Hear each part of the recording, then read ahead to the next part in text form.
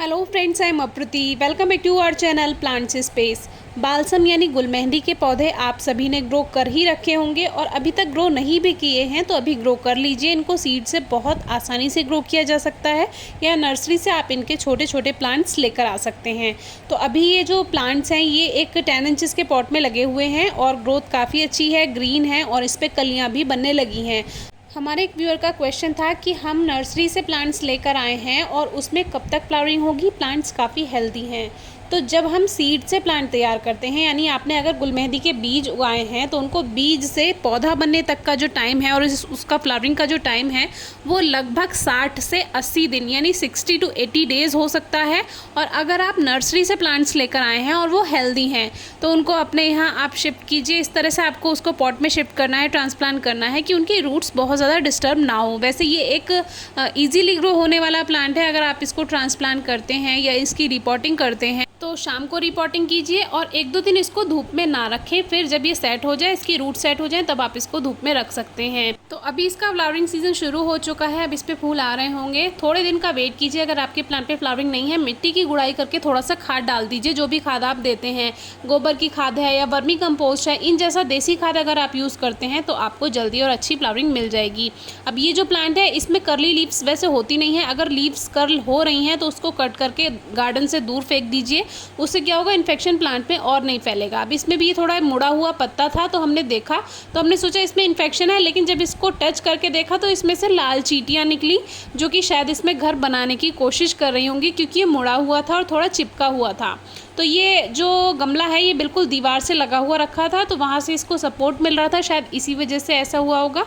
तो इस तरह का वैसे इसमें प्रॉब्लम आती नहीं है कर्ली लीव्स की, लेकिन अगर लीव्स कर्ल हो रही हैं, मुड़ रही हैं, तो उनको आप हटा दें, बाकी पूरा प्लांट ठीक रहेगा। इसमें सबसे बड़ी समस्या ये आएगी कि अगर आपने मिट्टी में बहुत ज़्यादा नमी कर रखी है तब ये पौधा गल सकता है और फ्लावरिंग पे भी इफ़ेक्ट पड़ेगा। इसीलिए कोशिश कीजिए मिट्टी में ड्राइनेस रहे, थोड़ी बहुत हल्की नमी रहे तो चलेगा, क्योंकि प्लांट में अगर धूप पड़ती है और मिट्टी में नमी नहीं होती है तो ये बहुत जल्दी मुरझा भी जाता है। तो इसीलिए बहुत ज़्यादा पानी या बहुत कम पानी, दोनों इसके लिए बड़ी परेशानी है। तो ध्यान रखिए और ऐसी जगह रखिए जहाँ सेमी शेड हो। दोपहर की तेज़ धूप से बचाकर रखें तो ज़्यादा अच्छा है। बाकी जहाँ पे सुबह या शाम की धूप आए, 3-4 घंटे की धूप मिल जाए, काफ़ी अच्छी ग्रोथ कर जाता है और बहुत अच्छी फ्लावरिंग भी होती है। डिफरेंट कलर्स में आता है, हमारे पास पिंक है, रेड है और उसमें 2 वैरायटी होती है, एक सिंगल पेटल की जिसमें सिंगल फ्लावर खिलेगा और एक गुच्छे वाला फूल खिलता है जो देखने में कुछ कुछ गुलाब के फूल के जैसे होता है।